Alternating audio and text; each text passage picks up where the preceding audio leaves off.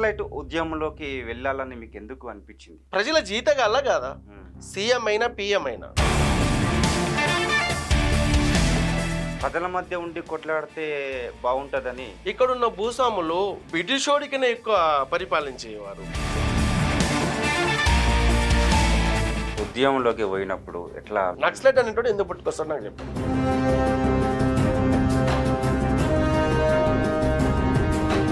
ఊటకపు encounter అంటారు కదా, ఇదే పోలీసు వారు 12 ఏళ్ళ అమ్మాయిలను రేపు చేశారు.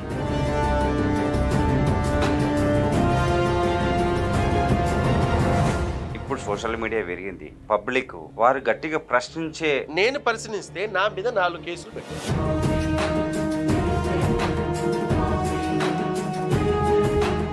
నక్సలైట్లు పలానా చోట్ల ఉన్నారు అని చెప్పేసి వారు కూంబింగ్ నిర్వహిస్తుంటారు కదా పోలీసులు. నేను అరెస్ట్ అయ్యాను. అరెస్ట్ అయినాక నాకు బాగా కొట్టారు పోలీసు వారు. ఇప్పుడు కూడా నేను ఎక్కువ ఇల్లు బతకలేను. సినిమాలో ఎట్లా చూపిస్తారంటే దాడి చేసి గుంజుకపోయినట్టు. ఒక మిలిటరీ కింద గొప్పది ఉంటుంది అది ట్రైనింగ్.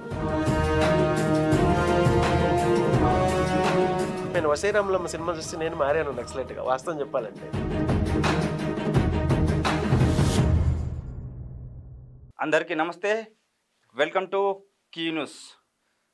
ప్రస్తుతం ఇవాళ మన స్టూడియోకి ఒక మాజీ నక్సలైట్ వచ్చిరు. వారి జీవితంలో జరిగిన అనుభవాలు ఇవాళ మనతో పాటు షేర్ చేసుకుంటారు. అసలు వారు నక్సలైట్గా మారాల్సిన అవసరం ఏంది, మళ్ళీ జనజీవన స్రవంతిలో వారు కలిసిపోయారు. ప్రస్తుతం ఒక పార్టీలో ఉంటూ ప్రజలకి మేలు జరిగే విధంగా ముందుకి వెళ్తూ ఉన్నారు. మరి దీనిపై చర్చించేందుకు వారు మనతో పాటు ఇక్కడే ఉన్నారు. నమస్తే అండి. నమస్తే కిషన్ నాయక్ గారు. నమస్తే. నక్సలైట్ ఉద్యమంలోకి వెళ్ళాలని మీకు ఎందుకు అనిపించింది? నక్సలిజం ఉద్యమంలో వెళ్ళాలని ఎందుకు అనిపించిందంటే, ఈ సమాజంలో ఈ భారతదేశానికి స్వతంత్రం వచ్చి 78 ఏళ్ళ నేను 99లోనే నక్సలైట్గా మారటం జరిగింది. ఎందుకంటే ఈ భారతదేశాన్ని బ్రిటిష్ అనే పరిపాలించారు కొన్ని వేళ్ళు. ఒక బానిసతనాన్ని చూసిన ఈ దేశంలో, ఈ భారతదేశంలో స్వతంత్రం వచ్చినప్పుడు కూడా ఈ భారతదేశంలో పేదరికం అనేది అట్నే మిగిలిపోయింది. అలాంటి ఆ టైంలో బ్రిటిష్ వాళ్ళు భారతదేశాన్ని ఇడిచి వెళ్ళిపోతే ఇక్కడున్న భూస్వాములు బ్రిటిషోడికనే ఎక్కువ పరిపాలించేవారు. అంటే దళితుల మీద, గిరిజనుల మీద, వాళ్ళ అడవి హక్కుల చట్టాల మీద. కాబట్టి ఆ టైంలో నాకు చిన్న ఆలోచన వచ్చింది. నేను కూడా ఒక పూర్ ఫ్యామిలీ నుంచి, చాలా పేదరికమైన ఫ్యామిలీ నాది. ఆ ఫ్యామిలీ నుంచి నేను ఉద్యమంలో వెళ్ళాల్సి వస్తుంది. ఎందుకు వెళ్ళానంటే, నాలాంటి పేదరికం అనేది ఈ సమాజంలో ఈ భూస్వాములకు ఉద్యమం ద్వారానే స్వాధ్యం అవుతుంది. ప్రజా ఉద్యమం చైతన్యం చేస్తేనే ప్రజలు చైతన్యవంతుడవుతారు అనే ఉద్దేశంతో, అదే కాన్సెప్ట్ తోటి ఉద్యమంలో వెళ్ళాల్సి వచ్చింది. కాబట్టి అక్కడ వెళ్ళాక కొన్ని సమస్యలు తెలుసుకున్నా. అంటే ఉద్యమం ఎలా ఉంటుంది, ప్రజలకు పనిచేస్తుందా లేదా, ప్రజాస్వామ్యాన్ని కాపాడే రకంగా ఉందా లేదా అనేది కూడా ఉద్యమంలో తెలుసుకున్నాం. అంటే ఉద్యమం వాస్తవంగా చెప్పాలంటే ఉద్యమం ప్రజల కోసమే పుట్టిందని అక్కడ ఆలోచన నాకు కలిగింది. కాబట్టి నేను 99లో వెళ్ళటం జరిగింది. 99లో ఒక 6 మంత్లోనే అరెస్ట్ అవ్వడం కూడా జరిగింది. అప్పుడే వరంగల్ సెంట్రల్ జైలుకి రావడం జరిగింది. జైలు నుంచి మళ్ళీ విడుదలై ఉద్యమంలో పోవటం జరిగింది. ఏ రోజు కూడా ఉద్యమానికి ఆటంకులు కలగకుండా ఉద్యమ బాటే పట్టాం. అంటే జైలు నుంచి బయటకు వచ్చాక మళ్ళీ ఉద్యమంలోకి నక్సలైట్ ఉద్యమంలో. అంటే నక్సలిజం అనేది ఏం చేస్తుందంటే అడవిలో ఉన్న సంపదని కాపాడుతుంది. ఇప్పుడు వ్యవస్థ ఎట్లా ఉందంటే మీరు చాలా చూసి ఉంటారు. ఇప్పుడు బయ్యారం అనే ఉంది, మొత్తం ఇనుప కంచులు ఉంటుంది బయ్యారం గుట్టలల్లో.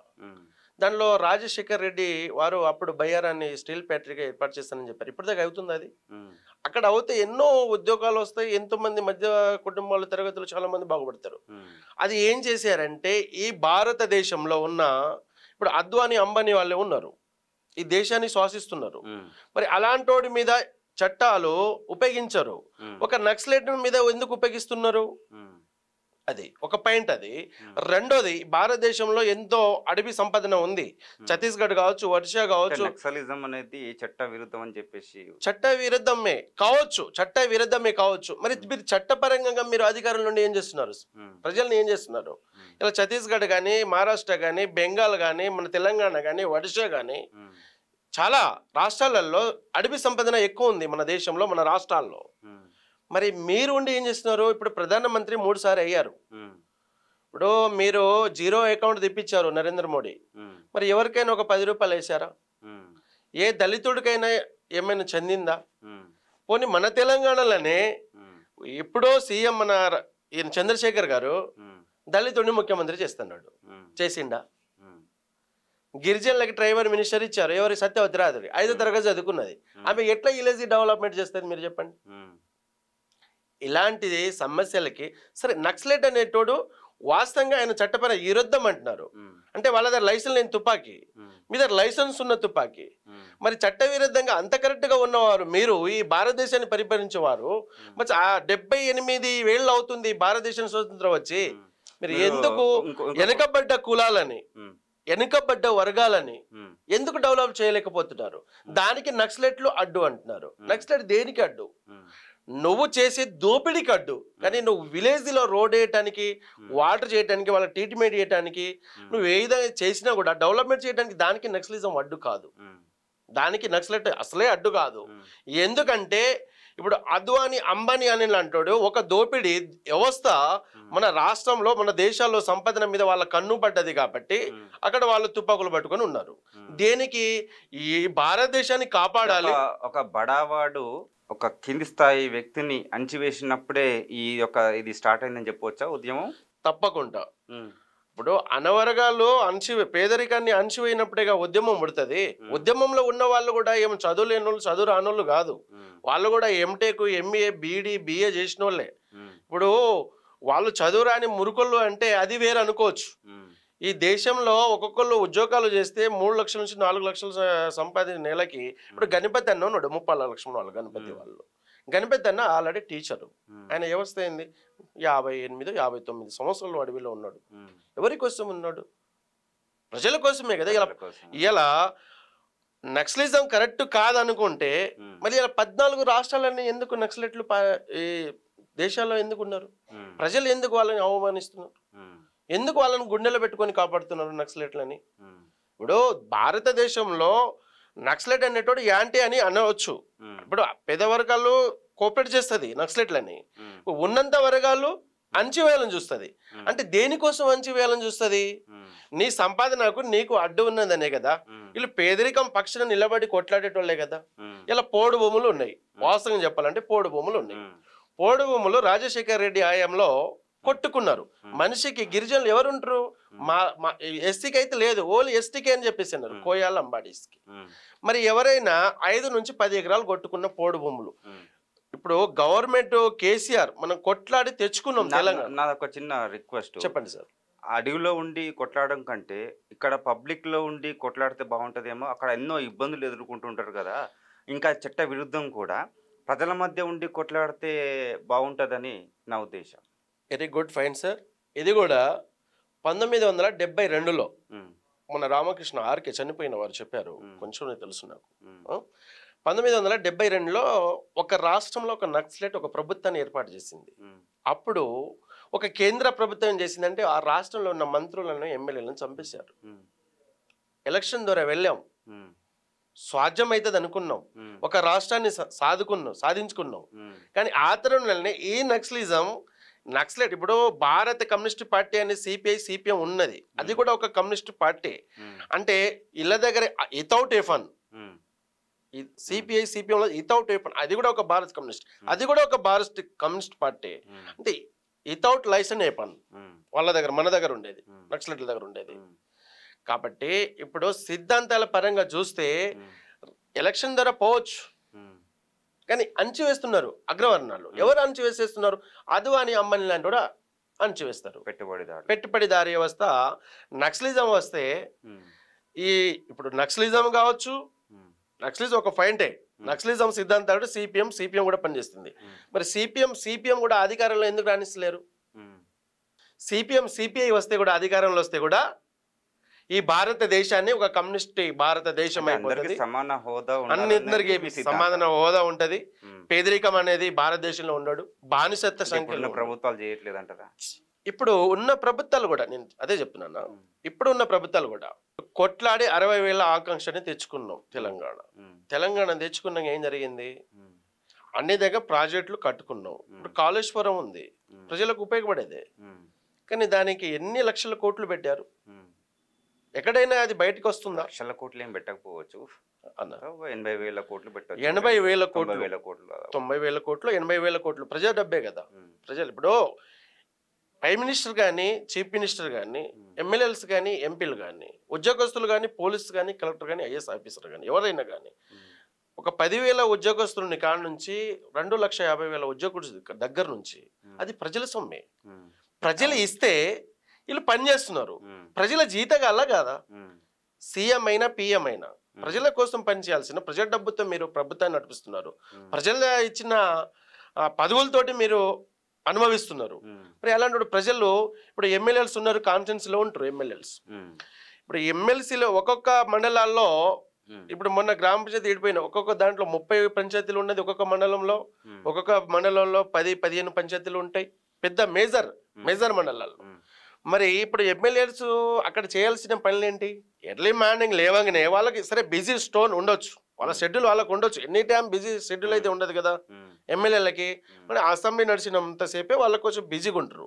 తర్వాత కాన్స్టిట్యున్సీలో ప్రతి విలేజ్ లో తిరగాలి, సమస్యను అడిగి తెలుసుకోవాల్సిన బాధ్యత వాళ్ళకు ఉంటది. మరి వాళ్ళు ఎక్కడ తిరుగుతున్నారు? స్థానిక కార్పొరేటర్ నుంచి ఎమ్మెల్యే వరకు ఉంటది కదా. మరి వాళ్ళు కనీసంగా రోడ్డు ఉందా, వాడు తిన్నాడా లేదా, మనకు ఓటేసినోడు మనకు గుర్తుందా లేదా, మరి అక్కడ బిర్జీ ఉందా లేదా, వాగులు వస్తాయి, వంపులు వస్తాయి, జరాలు వస్తాయి, బీసింగ్ వేసారా లేదా, వాటర్ వస్తుందా లేదా, ట్యాంక్ క్లీన్ ఉందా లేదా, ప్రజలు ఏ విధంగా ఇబ్బంది పడుతున్నారు, ఎలా సఫర్ అవుతున్నారు అనే కాన్సెప్ట్ అయితే నియోజకవర్గ కాన్స్టిట్యూన్సీ ఎమ్మెల్యేకి అయితే ఉండాలి కదా. వాళ్ళకు పొద్దునే లేస్తే ఎక్కడ సెటిల్మెంట్ చేయాలి, యాడ భూములు ఖాళీగా ఉన్నాయి, ఎవరు ఎక్కడ డబ్బులు కమిషన్స్ వస్తాయి అనే కాన్సెప్ట్ లో వాళ్ళు వెళ్తున్నారు. మరి దానికి అన్నిటికీ బేస్ చేసుకునే కదా ఈ ఉద్యమం అనేది పుట్టింది. ఈ భారతదేశంలో ఒక నక్సలిజం పుట్టింది దేనికి? అంటే అధికారాన్ని వాళ్ళ వ్యక్తిగత లాభం కోసం, వాళ్ళ వ్యక్తిగత లాభాల కోసమే. ఇప్పుడు మొన్నటి దగ్గర చూడండి, మీరు సీఎం దగ్గర పోవాలంటే వాళ్ళ నలుగురు తప్ప వేరే వాళ్ళకి ఎక్కడ అపాయింట్మెంట్ దొరకలే. అంటే మంచి వాళ్ళు లేరంటారా? ఎమ్మెల్యేలు ఉన్నారు, చాలా మంది ఉన్నారు, అందరినీ చెడ్డ వాళ్ళు అనలేము కదా. ఇప్పుడు మా దగ్గర 2 ఎమ్మెల్యేలు ఉన్నారు. ఇప్పుడు పిన్నపాక ఎమ్మెల్యే గారు ఉన్నారు, చాలా మంచి ఎమ్మెల్యే, కమ్యూనిస్ట్ సిద్ధాంతాల భావాలతో కలిగి ఉన్న ఎమ్మెల్యే. ఆయన ప్రతి సమస్యని తన దృష్టికి తీసుకెళ్తే తప్పకుండా పరిష్కారం చేస్తారు ఆయన.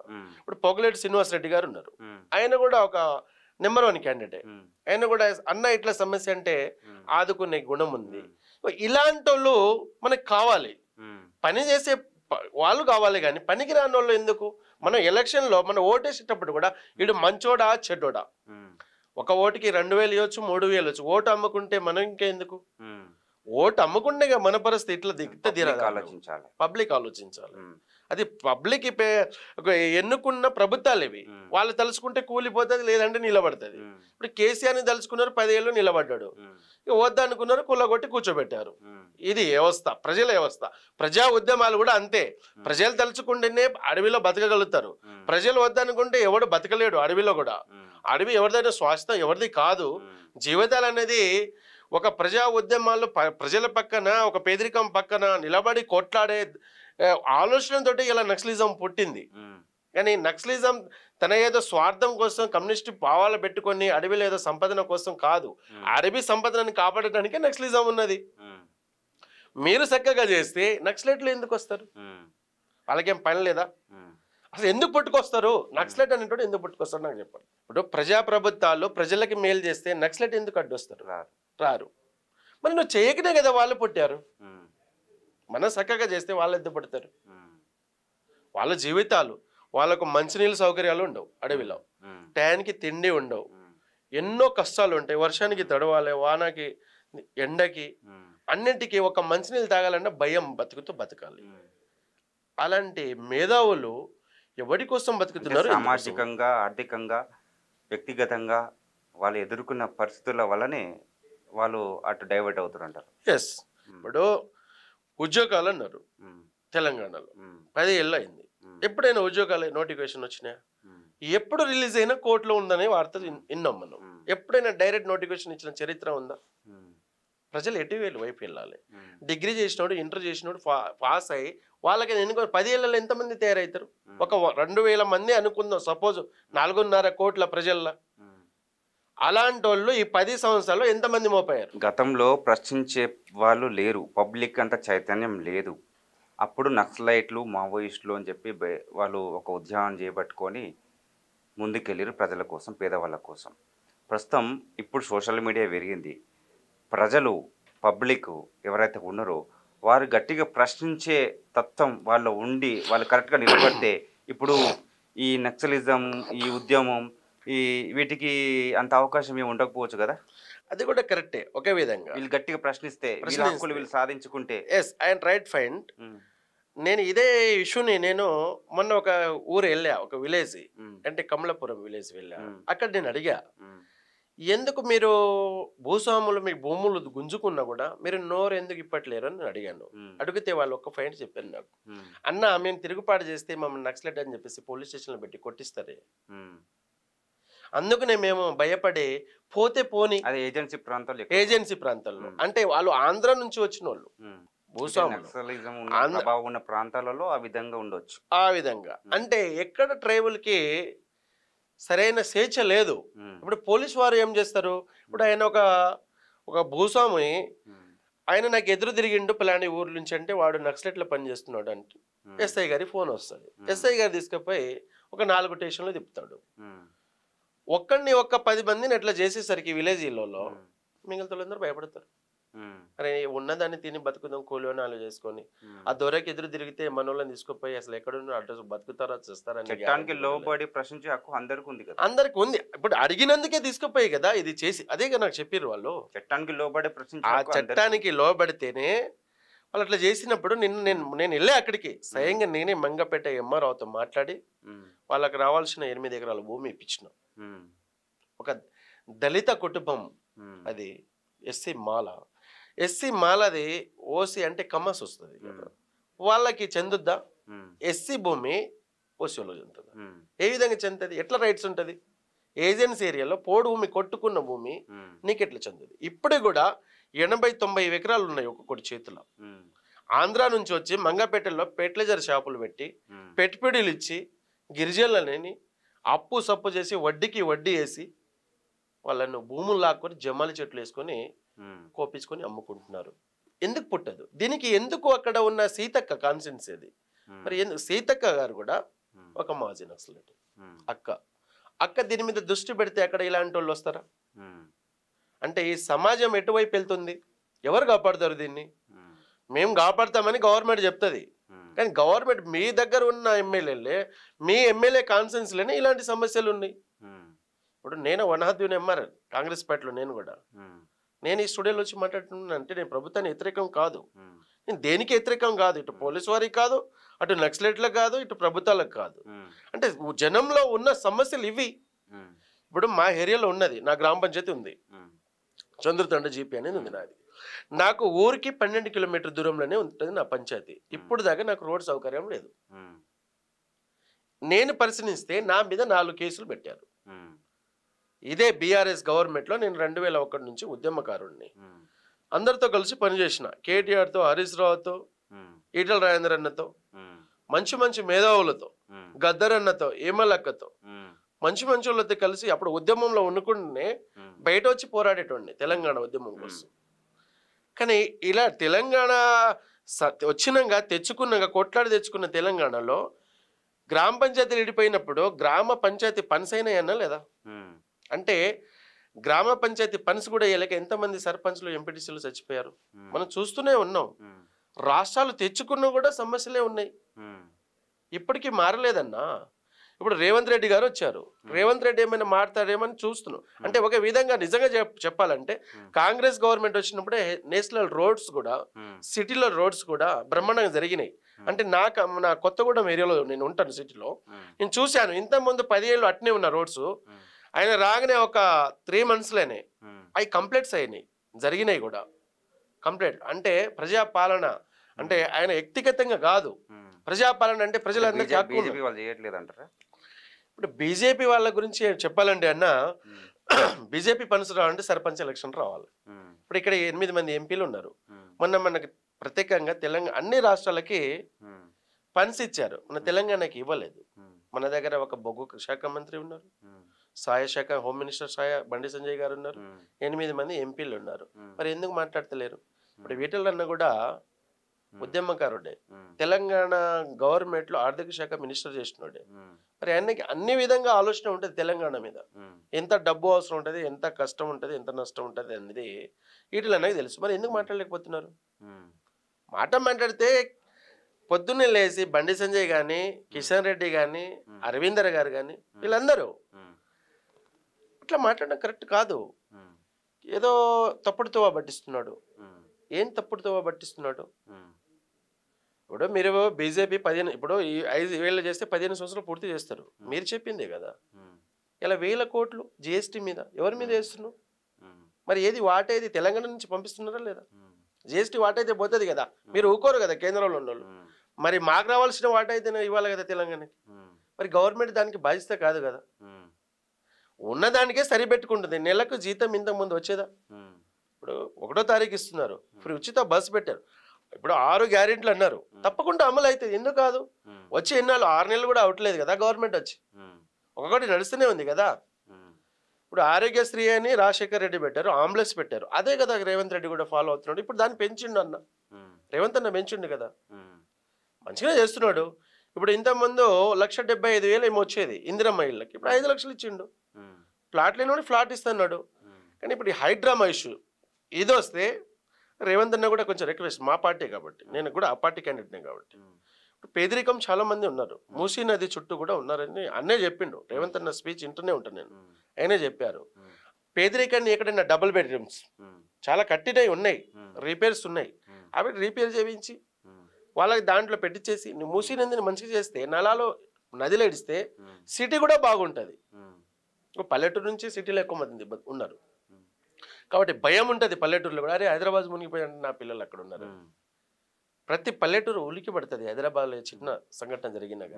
ఇంకోటి, ఫస్ట్ టైం మీరు ఆ ఉద్యమంలోకి పోయినప్పుడు మీకు ఎట్లా అనిపించింది అక్కడ? నాకు ఉద్యమంలో పోయినప్పుడు ఒక నెల రోజులే కొంచెం ఇబ్బంది అనిపించింది. ఒక నెల ఎట్లా అంటే రోజుకు ఒక 5 కిలోమీటర్స్ నుంచి 10 కిలో నుంచి 20 కిలోమీటర్స్ దాకా నడవాల్సి వచ్చేది. ఎందుకంటే ఇక్కడ విలేజ్ దగ్గరలో ఉంటే పోలీసు వాళ్ళు వచ్చేది, మొత్తం వెరిఫై చేసేది. నేను శంకర్ అన్న ఆధ్వర్యంలో చేరాను. ఇప్పుడు కూడా మా గురుగారు ఇప్పుడు బతికే ఉన్నారు. నేను పైన ఇప్పుడు దాదాపుగా ఆయనకు ఒక 75 లాగా ఉంటది. చిన్నతనంలోనే నేను మోసుకొని తిరిగింది ఆయన భుజాల పైన. కాబట్టి వారు కూడా జనజీవన శ్రాంతిలో ఉన్నారా? వచ్చేసారు, జనజీవన శ్రాంతిలో ఉన్నారు. ఆయనకు లైఫ్ కూడా పడ్డది, మొన్న క్లోజ్ చేసుకొని వచ్చారు. నక్సలైట్లో పోవాలనే ఆలోచన ఇబ్బంది ఉన్నా కూడా కొన్ని ప్రజల సమస్యలు తెలుసుకున్నాక ఇబ్బంది చాలా చిన్నది అనిపిస్తుంది నాకు. ఎట్లా అక్కడ మీ జీవనశైలి ఎట్లా ఉంటుంది? మీరు అడవిలో ఉంటారు కదా, అడవిలో ఉండి పోరాడతారు కదా. అడవిలో ఉండి పోరాడుతాం, మా గ్రామస్తులు సహకరిస్తారు. మాకు వాటర్ గీటర్ ఏమైనా కావాలంటే నాకు జలాలు ఉంటాయి ఫారెస్ట్లో, జలాల దగ్గర ఒక డెన్ వేసుకుంటాం. బయట నుంచి చాలా సీక్రెట్ గా కొరియర్లను మెయింటైన్ చేస్తాం. దళాన్ని కాపాడుకునే దళ నాయకుడు చాలా బాధ్యతగా వ్యవహరిస్తాడు. పీస్ఫుల్ గా అన్నిటికీ ఊరికి ఒక 20-30 కిలోమీటర్ దూరంలో ఉంటాం, డిస్టెన్స్ లో ఉంటాం. ప్రజల కానీ పోలీస్ వారి బూటు సప్పుళ్లకు వాళ్ళు అడవిలో మేకల గొడ్డ పోలీస్ వారా అనేది కూడా పసిగట్టే పనితనం ఉంటది ఫారెస్ట్ లో ఉంటే. అంత ఇంటెలిజెంట్ బ్రెయిన్ ఉంటది అన్నట్టు అడవిలో ఉంటే. అది తుపాకీ బట్టగానే గంభీరంగా ఫీల్ అవుతాం. ఫస్ట్ టైం మీరు అందులో పోగానే మీరు ఎట్లా రిసీవ్ చేసుకోరు? మీకు పరీక్షలు పెట్టిరా? పరీక్షలు పెడతారు కదా, ఒక 6 మంత్ దాకా ఏఫన్ ఇయ్యరు. ఇటు మంచోడా దొంగోడా అని కూడా వాళ్ళు కూడా తెలుసుకుంటారు. డౌట్ తప్పకుండా వస్తుంది. కాబట్టి ఇటు ఉంటాడా పోతాడా ఎట్లా మిమ్మల్ని తీసుకుంటారు? ఎట్లా కన్ఫర్మ్ చేసుకుంటారు మిమ్మల్ని? కన్ఫర్మ్ అంటే మేము చెప్తాం, అన్న నాకు కూడా తుపాకీ పట్టాలని ఉంది, నాకు కూడా ఉద్యమం చేయాలని ఉంటుంది చెప్తాం. అంటే కొద్ది రోజుల వరకు మీ మీద నిఘా ఉంచుతారు. అంటే చెప్పగానే తీసుకెళ్లరు. ఒక వారం తర్వాత వస్తాం, ఒక నెల తర్వాత వస్తాం అని చెప్పి వెళ్ళిపోతారు. ఆ లోపల మన గురించి వాళ్ళు తెలుసుకుంటారు, వీళ్ళు మంచోళ్ళ చెడ్డోళ్ళ అని. తెలుసుకున్న తర్వాతనే ఒక నెల తర్వాత వచ్చి తీసుకెళ్తారు. తీసుకెళ్ళిన తర్వాత మనకి ఏం ఇవ్వరు, అప్పటికే ఏ పని ఏం ఇవ్వరు మనకి. మనకు ఒక 6 month ట్రైనింగ్ ఉంటుంది. అందులో కూడా ట్రైనింగ్ చేసినాకనే, అంటే ఇండివిజువల్ గా ఇస్తారా, ఒక గ్రూప్ లాగా చేసుకొని గ్రూప్ లాగానే ఇస్తారు. ఒక మిలిటరీ కన్నా గొప్పది ఉంటుంది అది ట్రైనింగ్. అడవిలోనే ఇస్తారు. ఒక 2-3 ఎకరాలు క్లీన్ చేసేసేసి అక్కడ ట్రైనింగ్ ఇస్తారు అన్నట్టు. వేపన్ ట్రైనింగ్ కూడా ఇస్తారు. అన్ని విధంగా పోలీస్ మిలిటరీ వాళ్ళకన్నా గొప్ప ట్రైనింగ్ ఉంటుంది. బాగా కష్టాలు ఉంటాయి. ఇప్పుడు ఆడవాళ్ళు కఠినంగా ఉంటారు, చెల్లెలు కూడా ఉంటారు, అందరూ చెల్లెలు. పాటలు ఏంటంటే స్త్రీని ఎక్కువ గౌరవిస్తారు. నక్సలిజం అనేది స్త్రీని బాగా లైక్ చేస్తారు, గౌరవిస్తారు. గౌరవం అనేది బాగా ఉంటది వాళ్ళ మీద. కాబట్టి ఎలాంటి బయట కొంతమంది చెప్పుకుంటారు కానీ అది కరెక్ట్ కాదు. అది ఉద్యమమే, అది ప్రజా ఉద్యమం. పోరాడే సత్తా ఉన్నోళ్ళని పార్టీ కూడా మంచి ఎన్ని సంవత్సరాలు ఉన్నారు మీరు దాంట్లో? నేను 8 సంవత్సరాలు ఉన్నాను. నేను 4.5 సంవత్సరాలు. వయసు ఎంత పనిచేసినప్పుడు? నేను ఉద్యమంలో అయినప్పుడు నాకు 14-15 ఏళ్ళు ఉంటాయన్న. అంత అతి చిన్న వయసులో మైనార్టీ. అప్పుడే నాకు అరెస్ట్ చేస్తే కూడా మేజిస్ట్రేట్ గారు తీసుకోలేదు కోర్టులో, మైనర్ అని చెప్పేసి.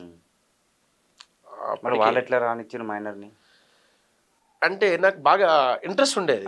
ఇప్పుడు నక్సలైట్ ఉద్యమంలో వాళ్ళకు కూడా కొన్ని నియమాలు ఉంటాయి. అంటే మైనర్ని ఎట్లా 18 సంవత్సరాలు ఉన్నప్పుడే తీసుకోవాలని వాళ్ళకు కూడా నిబంధనలు ఉంటాయి. 15 సంవత్సరాలకు ఎట్లా తీసుకుని 14 సంవత్సరాలకి? 14 అంటే నాకు అప్పటికే 16-17 ఉంటుంది. అంటే చిన్న, అంటే మీసాలు అప్పుడప్పుడే వస్తున్నాయి. 16-17 ఉంటుంది నాకు. దగ్గర నేను తుపాకీ పట్టుకొని తిరిగే ఏజీ నాది. చిన్నపిల్ల నేను కాదు, మంచి ఏజ్లే. అంటే నాకు ఈ సమాజం మీద ఒక అండర్స్టాండ్ ఉంది, పసిగట్టే పనితనం ఉంది, నాలెడ్జ్ ఉంది, వ్యవస్థను ఎట్లా ముందుకు నడిపాలనేది కూడా తెలివితేటలు ఉన్నది. ఆ టైంలో నేను తీసుకెళ్లారు వాళ్ళు. ఇప్పుడు మీరు అన్నారు వాళ్ళకు సిద్ధాంతం ఒక 14-15 సంవత్సరాలు ఎట్లా తీసుకుపోతారు నక్సలైట్ అని. బాగుంది కోచ్, మంచి గుడ్ ఫైట్ ఇది. ఇదే ఛత్తీస్గఢ్ లో ఇదే పోలీసు వారు 12 ఏళ్ళ అమ్మాయిలను రేప్ చేశారు. దాని మీద ఏంటి సమాజం కదా. అంటే అడవిలో ఉన్నోడికి ఒక హక్కు, ఒక చట్టం. అంటే తుపాకీ వాళ్ళ మీద ఎనీ టైం టు ఎక్కువ పెట్టి ఉంటారు. కానీ ఈ సమాజాన్ని ఎవరు కాపాడతారు? చట్టాలు దారుణం. అది 12 ఏళ్ళ పసిపిల్లలని రేపులు దారుణంగా చేసినప్పుడు, చంపినప్పుడు. అట్లనే అందరు పోలీసులు అట్లా ఉండరు కదా. సొసైటీ కోసం పనిచేసే పోలీసులు కూడా ఉంటారు. సొసైటీ కోసం చేసేటోళ్ళు కొంతమంది ఉన్నారు, నిజాయితీ పరులు. పోలీసు వాళ్ళు కూడా అందరు రుచులు లేరు. నెంబర్ 1 పోలీసులు కూడా ఉన్నారు, నెంబర్ 1 ఉన్నారు. అంటే పోలీసు వారు కూడా ఇప్పుడు ఐపీఎస్ దగ్గర నుంచి మనం ఐపీఎస్ నుంచి హోంగార్డ్ దాకా వాళ్ళ చేతిలో ఏం లేవు, వాళ్ళ దగ్గర ఏం లేవు. గన్లు ఉన్నా కూడా అవి పేలవు వాళ్ళ దగ్గర. నిజంగా నక్సలైట్ చూసి పేలవు. పైవాడు కదా ఆర్డర్ ఇవ్వాలి. ఇప్పుడు ఒక ఎస్పీ పలాని చోట దళం ఉందని ఫోన్ చేస్తాడు, ముఖ్యమంత్రి తీసుకోవాలి డిసిషన్, హోంమంత్రి తీసుకోవాలి, ఐజీ తీసుకోవాలి. పర్మిషన్ తీసుకున్నాకనే ఫైరింగ్ అవుతుంది. ఇవాళ ఎక్కడైనా పర్మిషన్ లేదు, పాడలేదు, ఎక్కడ పడితే అక్కడ ఎన్కౌంటర్ జరుగుతుంది. ఒకటి నేను క్వశ్చన్ అడుగుతాను. నక్సలైట్లు పలానా చోట్ల ఉన్నారు అని చెప్పేసి వాళ్ళు కూంబింగ్ నిర్వహిస్తుంటారు కదా పోలీసులు.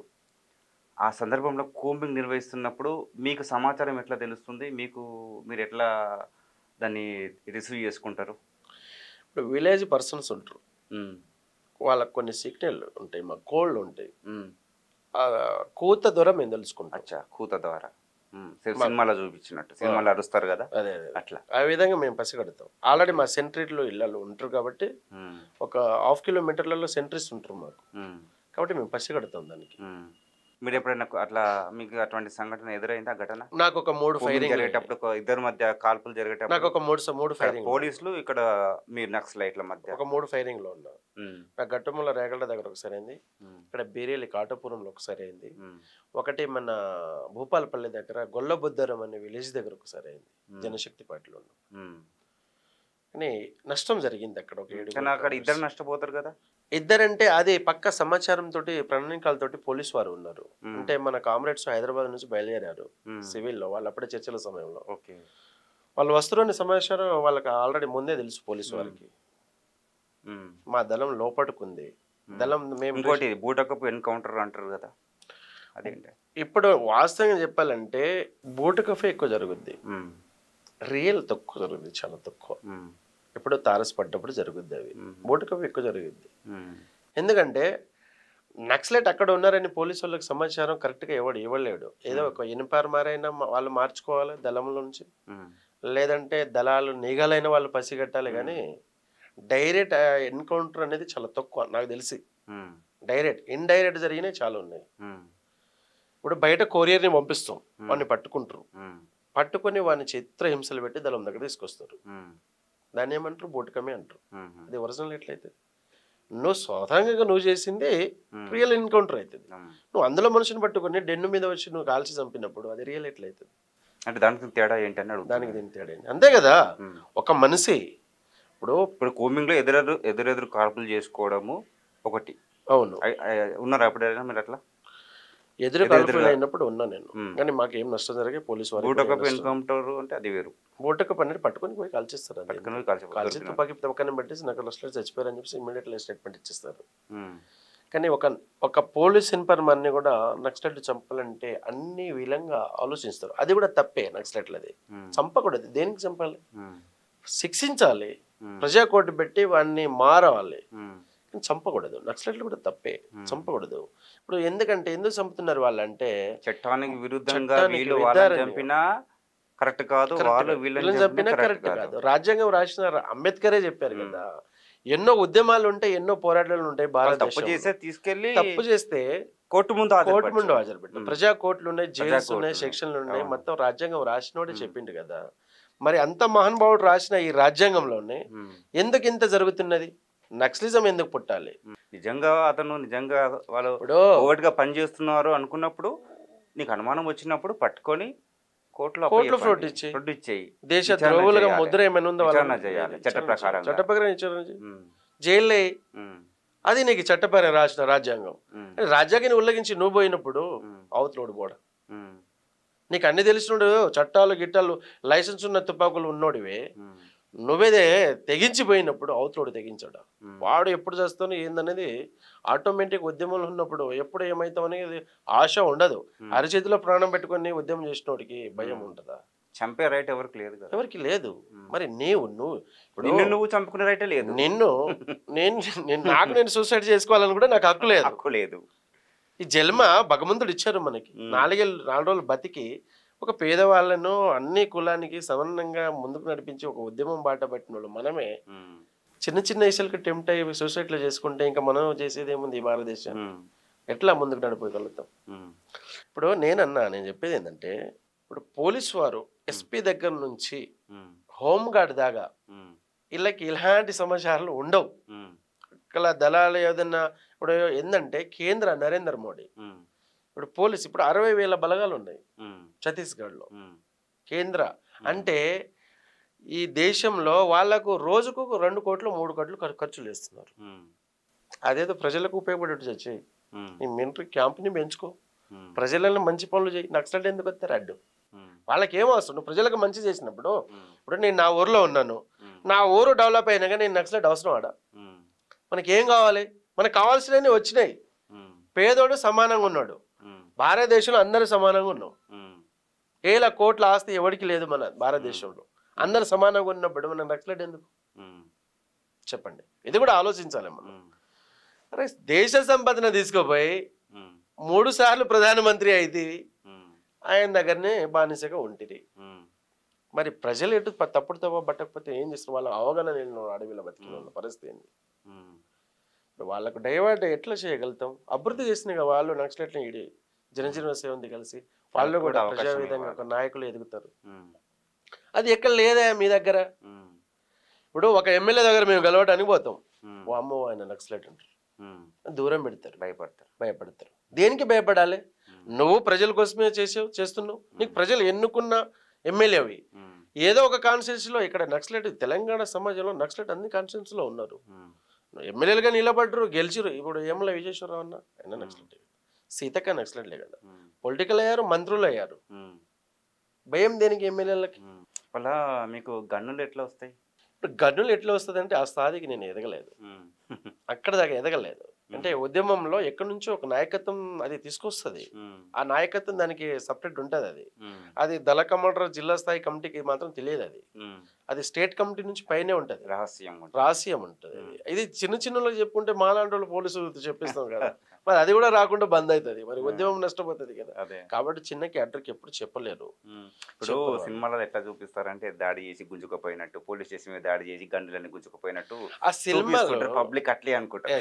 ఆ సినిమాలు కూడా ఎందుకు తీస్తారంటే సార్, పల్లెల్లో ఇది అవగాహన కలగాలి, పోరాట చైతన్యవంతులు కావాలి, మన జరుగుతున్న అన్ని ఒక స్క్రీన్ మీద చూపిస్తారు. అది వాస్తవం. అది సినిమాల్లో కొన్ని వాస్తవాలు ఉంటాయి, ఉంటేనే కదా సినిమా తీసేది. నారాయణమూర్తి గారు ఉంటారు, సినిమాలు తీస్తారు, అది సత్యం.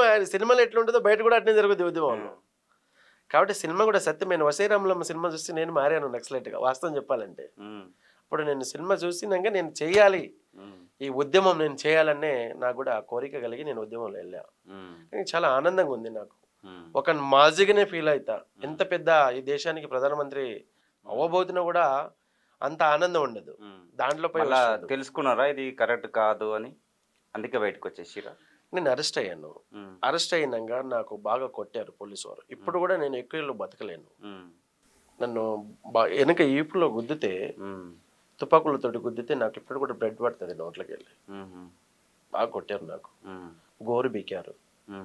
చాలా దళ సమాచారాలు ఏమని రెడ్ హ్యాండెడ్ దొరికిన ఆ రోజు నా దగ్గర 26 మంది కామ్రేడ్స్ ఉన్నారు. నోరిప్పితే చనిపోతారు, పోతే నాతోటి పోవాలని డిసైడ్ అయినా. ఎంతైనా కొట్టుకోని అని చెప్పేసి కొట్టి ఒక 100 దెబ్బలు కొట్టినాక తర్వాత ఎక్కడ కొడుతున్నా కూడా తగలట్లే. అది మొద్దుబారిపోయింది మొత్తం శరీరం. ఇది ఉద్యమ కష్టాలు. నిజమైన ఉద్యమకారులు అయితే ఇట్లా. ఇప్పుడు సిపిఎం సిపిఐ పార్టీ ఉన్నది, అది కూడా ఒక ఇండియన్ భారత్ కమ్యూనిస్ట్ పార్టీ. వాళ్ళు కరెక్ట్గా ఉంటే కూడా నక్సలిజం తగ్గిపోతుంది.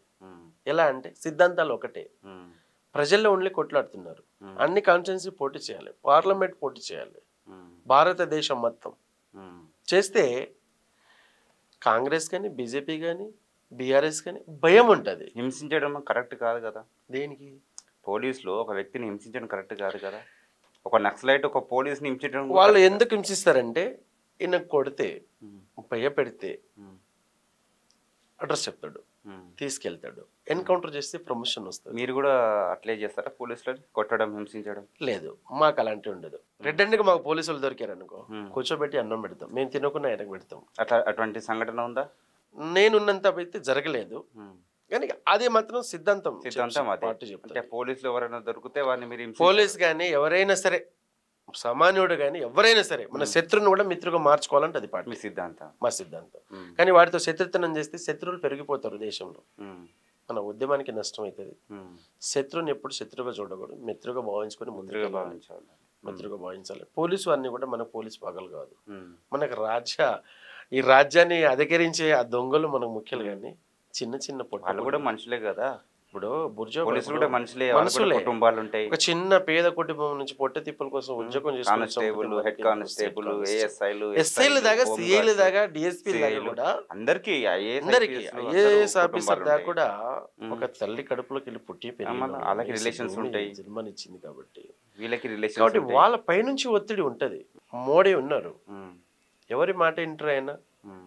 ఇప్పుడు రేవంత్ రెడ్డి గారు ఒక 100 కోట్లు పంపిండి, మాకు నష్టం జరిగింది మొన్న అని చెప్పిండు, ఇది వరద కొట్టుకొని ఇప్పుడు దాకా ఫండ్స్ రాలే. అదే అంబానీ అద్వానీ అంటే ఎన్ని కోట్లు అయినా తీసుకుంటాడు. అంటే కోటేశ్వరుడు చేస్తున్నాడు, కానీ నష్టపోయిన వాళ్ళని కూడా ఇప్పుడు దాకా కేంద్రం ఆదుకోకపోతే అది ఇంకెందుకు 8 మంది పార్లమెంట్ సభ్యులు ఉండి ఇక్కడ. అది కూడా వాస్తవమే కదా. మరి ఈ తిరుగుబాటు ఎక్కడి నుంచి వస్తుంది? రేపు రైతులే తిరుగుబాటు చేస్తారు. రేపు నువ్వు మొత్తం కాన్స్టిట్యూన్సీలో పోటీ చేసావు, నాకు తెలిసి మా ఇల్లందు కాన్స్టిట్యూన్సీ 1800 ఓట్లు వచ్చినాయి బీజేపీ ఎమ్మెల్యేలకి. ఎందుకు? నువ్వు కరెక్ట్గా పరిపాలిస్తే క్యాండిడేట్లు ఎందుకు గెలుస్తారు. కానీ నిజ స్వరూపం ప్రజలు తెలుసుకున్నారు కదా, నువ్వు ఎంత మోసగాడియో తెలిసిపోయింది కదా ప్రజలకి. ఇప్పుడు నోట్లు మార్చిండు, పేదోడి అకౌంట్లో వస్తాయన్నాడు, రూపాయి రాలే, 0 అకౌంట్లో చెప్పించు, 0 గుండు 0. భద్రాచలం బిర్జీ అయ్యేప్పుడు మీరు ఈ అంటే జనజీవన స్రవంతిలో కలిసిపోయినాక ఏ పార్టీలో ఫస్ట్ చేరీరు? నేను ఫస్ట్ టీఆర్ఎస్ పార్టీలో చేరాను. బీఆర్ఎస్ పార్టీలో టీఆర్ఎస్లో చేరా. టీఆర్ఎస్లో చేసి ఎంతో మంది చచ్చిపోయారు. ఉద్యమంలో కూడా అప్పుడు ఉద్యమం కూడా సపోర్ట్ చేసింది. అప్పుడు చాలా మంది 1200 మంది చనిపోయారు అని చెప్పి. ఇప్పుడు శ్రీకాంత్ అన్న నా ముంగటిని చనిపోయారు, శ్రీకాంత్ చారి. ఇవన్నీ చూసి నేను ఖచ్చితంగా ఉద్యమం చేయాలి, తెలంగాణ కోసం మనం కూడా కొట్లాడాలని కాన్సెప్ట్ తోటి కూడా నేను కూడా తెలంగాణ జెండా పట్టుకొని నా విలేజ్లో నేను ఒక్కడే, నా మండలంలో మేము ముగ్గురమే టీఆర్ఎస్ పార్టీ జెండా ఎత్తాం మేము 2001లో. మేము కష్టపడి 2014 పార్టీ అధికారంలోకి వచ్చింది. మమ్మల్ని ఎక్కడో వదిలేశారు, మేము అంటే ఎవరికి తెలియదు కూడా. మరి అలాంటప్పుడు మా గోపాలరావు మేము కష్టపడి తెలంగాణ, మాకేమో కోర్టులో మాకు ఎమ్మెల్యే పదవో ఎంపీటీసీ జడ్పీటీసీ ఇమ్మని అడగలేము మేము. మాకేమో కార్లో భవనాలు ఇమ్మని కూడా అడగలేదు. ఒక ఉద్యమకారుడిగా గుర్తించను. ఇప్పుడు మాలాంటి మా మేధావులు గద్దరన్న లాంటి వాళ్ళకి, జయశంకర్ సార్ లాంటి వాళ్ళకి, కోదండరాం లాంటి వాళ్ళకి అవమానం జరిగినాం. మేమేంత ఎక్కడో విలేజ్ పర్సన్స్.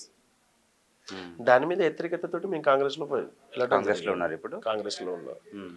రేవంత్ అన్నతోటి పాదయాత్ర చేశా. బలరాం నాయక్కి నమ్మిన బంటు నేను, ఎంపీ మా మహబూబాబాద్ పార్లమెంట్ సభ్యుడికి. మా కనకన్నకి చాలా దగ్గర, మా కోరం కనకన్న అంటే చాలా ఇష్టం నాకు. ఆయన బీఆర్ఎస్లో వెళ్ళిపోయినా కూడా ఎక్కడున్నా కూడా తమ్ముడు అని దగ్గర తీసుకునే మనసత్వం ఉన్నది. ఒక గిరిజనుల కోయ బిడ్డ కానీ అన్ని కులాలని అల్లుకొని పోయే మనసత్వం ఉంది మన కనకన్న దగ్గర. ఆయన బీఆర్ఎస్లో ఉన్న రిటర్న్ మళ్ళీ కాంగ్రెస్లో వస్తే మళ్ళీ 60,000 ఓట్ల మెజార్టీతో గెలిచాడు మా హరిప్రియ నాయక్ మీద. ఎప్పుడు బీఆర్ఎస్ గెలవలే ఇల్లందు కాన్స్టిట్యున్సీ, ఎప్పుడు కాంగ్రెస్ గెలుస్తుంది. గుమ్మడి నర్సయ్య గెలిచేటోరు ఇంతకుముందు ఎన్డీ పార్టీ, అది కూడా సిపిఐ ఎమ్మెల్యే 100 ఎన్డీ పార్టీ 6 సార్లు ఎమ్మెల్యే అయింది. ఇప్పుడు అక్కడ ఏముంటుంది అంటే సార్, బొగ్గు ఉంటుంది ఎక్కువ, ఓసీలు ఉన్నాయి. డెవలప్మెంట్ చేయాలంటే ఇతంటి సెకండ్ పట్టదు ఏరియాలకు. ఇల్లందు అట్నే ఉంది, ఇప్పుడు డెవలప్ అవుతుంది. సరే, ఇంకోటి, ఇప్పుడు ఈ నక్సలిజం అనేది తర్వాత మావోయిస్ట్గా పేరు మార్చారు కదా, అది ఏం డిఫరెంట్ ఏంటంటే, ఫస్ట్ వార్ అని పీపుల్స్ వార్ అని ఉండే, సిపిఐ పీపుల్స్ వార్ అని ఉండే. తర్వాత 2004 తర్వాత చర్చల్లోకి వచ్చినప్పుడు వైఎస్ రాజశేఖర రెడ్డి 2004 చర్చలు జరిగిన తర్వాత సమయంలో జనశక్తి ఈ పీపుల్స్ వార్ అనే వాటి రెండు చర్చలకు రావటం జరిగింది. అప్పుడే మావోయిస్టుగా పేరు మారటం కూడా జరిగింది. 2004 నుంచి మావోయిస్ట్ పార్టీగా అవుతారు. 2004లో మావోయిస్టుగా పార్టీ పేరు మార్చుకుంది. ఇక అక్కడి నుంచి పార్టీ మంచిగానే ఉంది ప్రజల పక్షం. తెలంగాణ రాష్ట్రంలో ఈ ఎక్కువ అలా కనిపిస్తలేదు కదా, అప్పటి ముందున్నంత లేరు. ఎందుకంటే తెలంగాణలో ఎందుకు లేరంటే ఇప్పటికిప్పటికి 2-3 ఎన్కౌంటర్లు అయినాయి, పెద్ద పెద్ద దెబ్బలు తగ్గినాయి పార్టీకి.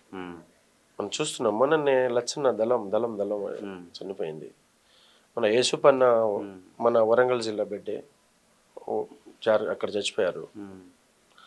కాబట్టి ఉద్యమం అనేది రైలు బండి లాంటిది. వచ్చే వాళ్ళు వస్తారు, పోయే వాళ్ళు పోతారు. ఉద్యమం 100 మంది చచ్చిపోయినా ఆగే ఉద్యమాలు అయితే కావు. అది నక్సలైట్లో కావచ్చు, బయట సమాజంలో కావచ్చు. ఆకలి కేకలి పేదరికం ఎక్కడుంటే ఉద్యమాలు అక్కడ పుడతాయి. ప్రజలని ఇప్పుడు సిటీ ఉంది, ఇప్పుడు హైదరాబాద్ సిటీ ఉంది. ఇక్కడ సమస్యలు ఎప్పుడు వస్తుంది? ఏదో వాటర్ ఎక్కడో నిల్వ ఉన్నప్పుడు, వాటర్ రానప్పుడు బిందెలు పట్టుకొని బయటకు వస్తారు. మరి పల్లెటూరులో ఎనీ టైం ఉద్యమాలే లేస్తాయి. ఎందుకు లేస్తాయి? అక్కడ సమస్యని శాలదిద్దే సమస్యలు ఎందుకు ఎత్తాయి చెప్పండి సార్? సమస్యలు అన్నీ ఉండవు కదా. నక్సలిజం అనేది కూడా ఉండదు కదా. నువ్వు మంచి పరిపాలన అందిస్తే నక్సలిజం, ఇప్పుడు అడవిలో కోయోళ్ళు లంబాడీస్ వీళ్ళందరూ ఉంటారు. మరి సంపదన ఎక్కువ కోయోళ్ళకి ఉంటుంది, వాళ్ళ అండర్లోనే ఉంటుంది. మరి కోయోళ్ళు ఎక్కడైనా డెవలప్ అయిన చరిత్రలు ఉన్నాయా? ఎక్కడైనా ఉన్నారా? ఎక్కడ లేరు. వాళ్ళని తీసుకుపోయి కాల్చి చంపిస్తున్నారు, నక్సలైట్లు పనిచేస్తున్నారని. అరే వాళ్ళు అక్కడ ఉన్న సామ్రాజ్యం వాళ్ళది. నువ్వు ఢిల్లీలో కూర్చొని ఛత్తీస్గఢ్లో ఏం జరుగుతుందో 10 నిమిషాల్లో తెలుసుకుంటున్నావు. మరి ఇక్కడ పరిస్థితి తెలుసుకోలేవా? రోడ్లు ఉన్నాయా, నీళ్ళు ఉన్నాయా, హాస్పిటల్ ఉన్నాయా, డాక్టర్లు ఉన్నాయా లేదా, వాళ్ళకి పింఛన్ ఉందా లేదా, ఇల్లు ఉందా లేదా, అన్నీ ఆదుకుంటే ఇంకా నక్సలిజం అనేది ఉద్యమాలు ఎందుకు పుడతాయి మీరు చెప్పండి? పుట్టవు కదా. ఇప్పుడు నక్సలిజాన్ని తుడిచిపెట్టాలంటున్నావు. ఏ విధంగా తుడిచిపెడతావు? వేళ్ళ బలగాళ్లతో సైన్యంతో తుడిచిపెట్టాలనుకుంటే తుడిచిపోయే రకం కాదు అది. అది పుడితేనే ఉంటుంది, మొలక ఎత్తుతూనే ఉంటుంది. అది అంత తొందర తుడిచిపెడతాం అనుకుంటే అంత ఈజీ కాదు. అది ఎప్పుడో ఎన్నో వేళ్ళే ఉద్యమాలు పుట్టి ఇప్పుడు దాకా చాలా మంది ప్రయత్నం చేశారు తుడిచిపెడదామని. పుడుతూనే ఉంది కానీ తగ్గట్లేదు, పెరుగుతూనే ఉంది తగ్గట్లేదు. ఎందుకంటే మీరు చేసే పాపాలు అట్లా ఉన్నాయి ప్రజల దగ్గర, ప్రజలకు చెందట్లే కాబట్టే కదా బాధ. ఇప్పుడు నిన్న ఖమ్మం ఇష్యూ చూద్దాం. పెద్ద భారీ వర్షం కొట్టింది, ఖమ్మం మొత్తం కొట్టుకుపోయింది. బీఆర్ఎస్ వాడు ఎక్కడో అమెరికాలో ఉన్నాడు కేటీఆర్. 10 ఏళ్ళు నువ్వేగా ఉన్నది. నువ్వు వచ్చినప్పుడు కూడా వర్షం వచ్చింది. వర్షం వచ్చినప్పుడు నువ్వు ఎన్నో కోట్లు ప్రకటిస్తాయి. ₹1 బిల్ అయినా ఇచ్చావా ఖమ్మానికి? ₹1 బిల్ ఎప్పుడైనా వచ్చి తిరిగి చూసావా?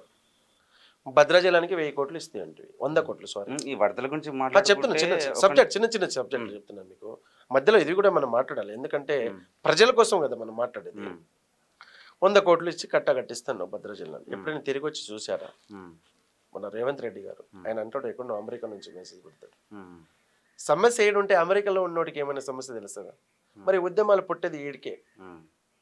నువ్వు అమెరికాలో ఉండి తెలంగాణ సమస్య గురించి మాట్లాడితే తెలంగాణ సీఎం ఏం చేస్తాం? గడ్డి బిగుతున్నాడు. నువ్వు ఏం బిగుతున్నావాడు? గడ్డి కాదు రేవంత్ రెడ్డి అన్న పీకేది. నీలాంటి వాళ్ళని పీకి పక్కన పెట్టేసి ప్రజాసేవ చేస్తున్నాడు. ఆ రోజు ఖమ్మంలో తిరిగిండు, మహబూబాద్ ఏ సీఎం అయినా తిరిగారు? అతి చిన్న వయసులోనే రేవంత్ అన్న ఒక సీఎం హోదాలో ఉండి ఒక సీఎంగా ఆయన ఎక్కడ రావటం ఎంత గొప్పతనం ఉండి ఒకసారి ఆలోచించండి. వాళ్ళు చనిపోయిన కుటుంబాలను కూడా పరామర్శించండు. ఎప్పుడైనా నువ్వు అమరవీరుల కుటుంబాన్ని దగ్గర పోయి ఎప్పుడైనా అడిగినావా ఎలా ఉన్నావా అని? ఇప్పుడు దాకా శ్రీకాంత్ వాళ్ళ అమ్మని ఎప్పుడైనా కలిసిండా? కేటీఆర్ కానీ, కేసీఆర్ కానీ, హరీష్ రావు కానీ, కవిత కానీ. అంటే ఉద్యమాలు నక్సలిజాలు ఎక్కడి నుంచి పుడతాయి? ఇక్కడ నుంచి పుడతాయి. ఇట్లా స్టార్ట్ అవుతుంది. ఎట్లా పుడతాయి, ఎందుకు పెరుగుతున్నారంటే ఇట్లా పెరుగుతారు నక్సలైట్లు. అట్లా మొత్తానికి మీరు సమాజానికి ఏం చెప్పాలనుకుంటున్నారు? సమాజానికి ఫస్ట్ మనం లీడర్లు మారాలి, ఓటర్లు మారాలి. ఓటర్ ఏంటంటే మంచి క్యాండిడేట్ని చూసి ఓటు వేసుకోవాలి డబ్బు లేకుండా. అది నా మెయిన్ కాన్సెప్ట్. రెండోది మనం ఎన్నుకున్న ప్రజాప్రతినిధి పని చేయకపోతే పక్కన పెట్టాలి. ప్రజలు ఎన్నుకున్న ప్రభుత్వం కాబట్టి నేను చెప్తున్నా, ప్రజాప్రతినిధులు కాబట్టి చెప్తున్నాను. అది ఏ ప్రభుత్వమైనా ఉండొచ్చు, ఏ పార్టీలో ఉండైనా ఉండొచ్చు, ఎవరైనా ఉండొచ్చు, దాన్ని తప్పు పట్టొద్దు. మనం గెలిపించిన ప్రజాప్రతినిధి మనం చక్కగా ఉంటే మనకి ఎందుకు పనులు చేయడు? ఎందుకంటే వాళ్ళు కూడా ఎలక్షన్లో 1000 కోట్లు ఖర్చు పెట్టి వస్తున్నారు. ఆ 1000 కోట్లు ఎక్కడి నుంచి వస్తున్నాయి? వీళ్ళు అర్థం చేయాలి కదా, డబ్బు మందే కదా అది. 1000 కోట్లు వాళ్ళు ఖర్చు పెడుతున్నారు, పైసలు మనే కదా, పబ్లికే కదా, పబ్లిక్ ప్రజలే కదా. మరి అన్నప్పుడు డబ్బుని నిషేధించాలని నా కోరిక. స్వచ్ఛమైన ఓటు వేయాలి, స్వచ్ఛమైన నాయకుడిని ఎన్నుకోవాలి, స్వచ్ఛమైన ప్రభుత్వం నడిచేటట్టు ప్రజా బాధ్యత ఉంటుంది. ఇలా ప్రజాపాలనని పెట్టారు రేవంత్ రెడ్డి గారు. అంటే దీనికి కూడా మంచి స్పందన వస్తుంది. ఎందుకంటే మా పార్టీ నేను మాట్లాడతలేను, ప్రజల నోట్ల వింటున్నాను కాబట్టి. నేను ప్రతి విలేజ్ తిరిగినా కాబట్టి ఈ ప్రభుత్వం పర్వాలేదు, మంచిగానే పనిచేస్తుంది. వాళ్ళు అంటారు, బీఆర్ఎస్ వాళ్ళు బీజేపీ వాళ్ళు అంటారు, అరే మీరు ఇన్ని సంవత్సరాలు పరిపాలించిన వాళ్ళు ఏం చేయట్లేదు, 8 మంది ఎంపీలు ఉన్నారా తెలంగాణకి, ఏం తీసుకొచ్చారు అది చెప్పండి అంటే చెప్పరు. మాటలో ఒక మనిషి మీద వ్యక్తిగతంగా ఏ రోజు రాజకీయం చేయకూడదు. రాజకీయం చేసే విధంగానే చేయాలి. ఇప్పుడు ప్రజలు అడుగుతారు, మీరు గెలిచిన కాన్స్టిట్యున్సీలో మీరు పోతే అడుగుతారు, మరి మీరు ఎంపీలు ఉన్నారు, మరి ఎందుకు తీసుకురావట్లేరు? కేంద్రంలో మీరే కదా అధికారంలో ఉన్నారు, 15 సంవత్సరాల నుంచి మీరే ఉన్నారు ఏకదాటిగా. 15 సంవత్సరాలు కదా పూర్తి కాలం చేస్తే, 15 సంవత్సరాలు 10 సంవత్సరాలు చేశారు, ఇప్పుడు మళ్ళీ రన్నింగ్లో ఉన్నారు. మరి ఎందుకు చేయలేకపోతున్నారు? ప్రజలైతే అడగాలి కదా. 8 మంది ఎంపీలను తెలంగాణ మిమ్మల్ని గెలిపించింది కదా, మరి ఎందుకు తీసుకురావట్లేదు తెలంగాణకి బడ్జెట్లు? రేవంత్ రెడ్డి మీద ఆరిస్తే ఏమొస్తుంది? ఆయన చేయాల్సింది చేస్తున్నారు. డిప్యూటీ సీఎం గారు కానీ పొంగలేటి సీఎం రేవంత్ రెడ్డి గారు కూడా తీసుకురావాల్సిన అవసరం ఉంది కదా, బడ్జెట్ అడుగుతున్నాడు ఆయన. తెలంగాణ రాష్ట్రం కావాల్సింది తప్పకుండా అడుగుతున్నాడు. మనం చూస్తూనే ఉన్నాం, తీసుకురావాల్సిన ఆలోచన ఉంది. ఆయన తిరుగుతూనే ఉన్నాడు, చాలా సార్లు పోయారు. సీఎంని కలిసిండు, పిఎం మన అమిత్ షాని కలిసిండు మొన్ననే కదా. మరి ఎప్పుడైనా రెస్పాన్స్ ఇచ్చారా?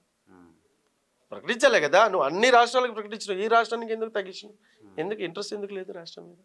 అంటే తెలంగాణలో బీజేపీ ఫామ్ కావాలి, ఎట్లా ఫామ్ అవుతుంది? రాష్ట్రం మీదనే కన్ను లేదు నీది. అప్పటికి పిచ్చి జిల్లాలు నమ్మి 8 మంది ఎంపీని ఇస్తేవి నీకు. మరి ఎందుకు నీకు అంత సులభమా తెలంగాణ అంటే? అది కరెక్ట్ కాదు కదా. నీకు ఎప్పుడైనా కేసీఆర్ ఎప్పుడైనా ప్రధానమంత్రిని ఎప్పుడైనా పోయి కలిసిండా? ఎప్పుడైనా హైదరాబాద్ వచ్చినప్పుడు రేవంత్ రెడ్డి మర్యాదపూర్వంగా ఎన్నిసార్లు కలిసిండు? విశ్వాసం అంటే ప్రధానమంత్రికి ఉండాలి కదా.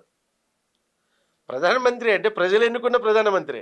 సరే, మొత్తానికైతే ప్రజలు ఆలోచించాలి, ప్రజల మార్పు రావాలంటారు. తప్పకుండా ప్రజలే మారాలి. ప్రజలు మారితేనే ప్రజా ప్రభుత్వం నడుస్తుంది. మన ఓట్లకు డబ్బులు తీసుకుని బిర్యానీ ప్యాకెట్లు తీసుకుంటే వాళ్ళు ఎందుకు మారుతారు? మన బతుకులు గట్లే ఉంటాయి. నేను ₹1 ఇవ్వకుండానే 2 సార్లు సర్పంచ్ పెడితే నాకు చాలా తక్కువ ఓట్లు వచ్చినాయి. అంటే డబ్బునోడు గెలుస్తున్నాడు. ఓట్లకి డబ్బులు ఎవడిస్తే వాడికి ఓటేసినావు, కానీ పనులు చేసేది నేను గ్రామ పంచాయతీలో. కేసులైనా భయపడా, ఎన్ని ఇబ్బందులున్నా తట్టుకుంటాను, కానీ ధైర్యంగా వాళ్ళకి ధైర్యం చెప్పి నిలబడతాం. ఆఫీసర్లను అయితే ఇడిచిపెట్టా, 100 సార్లు ఫోన్ చేస్తాం. ఇడిచిపెట్టాను ఎవరిని. నా ఊర్లో నా గ్రామంలో పని అయినా ఎవరిని ఇడిచిపెట్టా. ఈ కాన్సెప్ట్ బాగుంది నా దగ్గర. ఎంత దూరమైనా వెళ్తా, జేబులో రూపాయలు లేకుండా పని చేసుకుని పోతా. డబ్బు కోసం ఎవరిని పని అడగను, డబ్బు కోసమే పని చేస్తానని జీవితాన్ని కట్టుకొని తిరగట్లేను. నా లక్ష్యమే పేదరికాన్ని నిర్వహించాలి, ఉండకుండా చేయాలి. పేదరికం అనేటువంటి ఉండకూడదు, అందరితో సమానం ఉండాలి. చెప్పులు కొట్టుకున్నట్టు చెప్పులు కొట్టుకుంటూనే ఉన్నాడు, కూలి చేసుకున్నాడు కూలి చేసుకునే ఉన్నాడు. అరే ఐఏఎస్ ఐపీఎస్ కొడుకులు ఐఏఎస్ ఆఫీసర్లు వాళ్ళే, ఐఏఎస్లు వాళ్ళే. ఒకటి 10-15 ఎకరాలు ఉంటాయి హైదరాబాద్ సిటీలలో. అంటే పేదోడు ఆడనే కదన్నా ఉండేది. మరి వాళ్ళని ఎవరు కాపాడతారు? నక్సలిజం పుట్టేది ఎక్కడ, ఎందుకు పుడుతుంది అని అడుగుతారు. అక్కడే కదా పుట్టేది. ఈ అన్ని లోపాలు ఎవరికి కనబడతలేరు. నక్సలెట్ తుపాకీ పట్టుకొని అడవిలో ఏదో చిన్న ఇన్సిడెంట్ జరిగితే అరే నక్సలెట్ ఇట్లా చంపేసారు తప్పురబాయి అంటారు. ఇన్సిడెంట్లు ఎవరికి కనబడవు కదా. మరి ఎట్లా సమాజానికి ఎట్లా వెళ్ళాలి? మీ మీడియా ద్వారానే వెళ్ళాలి. మీ మీడియాని కూడా లోపల పోనీయరు. ఇప్పుడు పుసుక్కున మీడియా లోపల పోయింది అనుకో, ఎక్కడ పోయినావు, ఎందుకు పోయినావు, పోలీసు వాళ్ళు మిమ్మల్ని కూడా ఒక నిఘా పెడతారు, టార్చర్ పెడతారు, అవసరం ఆఫీసుల మీద దాడి చేస్తారు. ఆ సంఘటనలు జరిగినాయి కూడా. మరి ఇంకా ఎవరు కాపాడతారో చెప్పండి, మీరు చెప్పండి. ఓకే అండి, ఇది ఇవాళ మనతో పాటు మాజీ నక్సలైట్ కిషన్ నాయక్ వారి జీవితంలో జరిగిన అనుభవాలు, రాజకీయాలు మనతో పాటు పంచుకున్నారు. ముఖ్యంగా ప్రజల్లో మార్పు రావాలి, ప్రజలు ఆలోచించాలి. డబ్బులు తీసుకోవడం, ఓటుకి డబ్బులు తీసుకోవడం మానుకొని ఒక మంచి నేతను ప్రజలు ఎన్నుకోవాలని చెప్పేసి ఆయన కూడా చెప్పడం జరుగుతుంది. నెక్స్ట్ మరొక గెస్ట్తో మళ్ళీ కలుద్దాం. నమస్తే. Thank you.